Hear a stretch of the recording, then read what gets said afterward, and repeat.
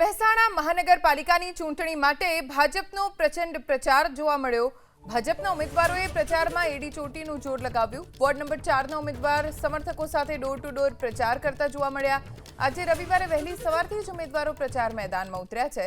સરકારની કામગીરી અને વિકાસના કાર્યોથી લોકોને અવગત કરી રહ્યા છે।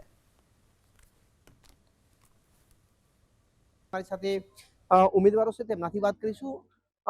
શું કહેશો, કઈ રીતે પ્રચાર ચાલે છે અને કયા મુદ્દા લોકો સમક્ષ લઈને જઈ રહ્યા છો?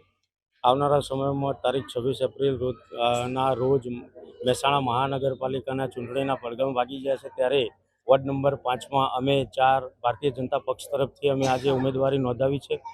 આજના અમારા વિસ્તારમાં અમે ડોર ટુ ડોર પ્રચાર ચાલુ કર્યો છે। પ્રજાના વચ્ચે જઈ અમે પ્રજાના વિકાસના કાર્યો, રોડ રસ્તા, સફાઈ, લાઇટ એ બધી સુવિધાઓ અમે પૂરી પાડીશું અને આવનારા સમયમાં મહેસાણા મહાનગરપાલિકા દ્વારા આ વિસ્તારમાં અમે ગાર્ડન, બ્યુટિફિકેશન, તળાવ જેવા તમામ મુદ્દાઓ અમે પૂરા પાડીશું।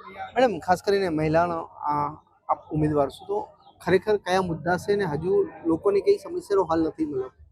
એટલે જે વસ્તુઓ ભારતીય જનતા પાર્ટી અમને ઉમેદવારી માટે સ્વીકાર કર્યા છે એ બદલ પહેલાં હું ભારતીય જનતા પાર્ટીનો ખૂબ ખૂબ આભાર માનું છું અને મારા ગામમાં જે વિકાસના કાર્યો છે એ હું મારી પેનલની સાથે જીતી અને આગળ વધારવાની કોશિશ કરીશ। જે કામો અમને આપેલા છે સરકારે એ અમે પૂર્ણ જોશથી પૂરા કરીશું।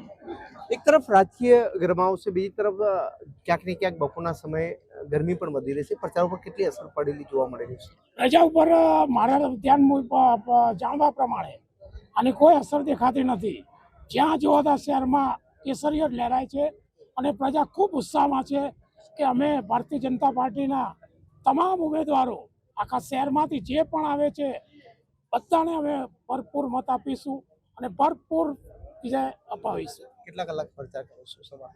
અમારો પ્રચાર આજે અહીંયા હજી 2 સોસાયટી બાકી છે। અમારો પ્રચાર સાંજ સુધી ચાલુ રહેશે। બપોરે 3 કલાક અમે વિરામ કરીશું। એના પછી અમારો પ્રચાર 4 વાગ્યાથી ચાલુ થઈ જશે, સાંજે 8 વાગ્યા સુધી।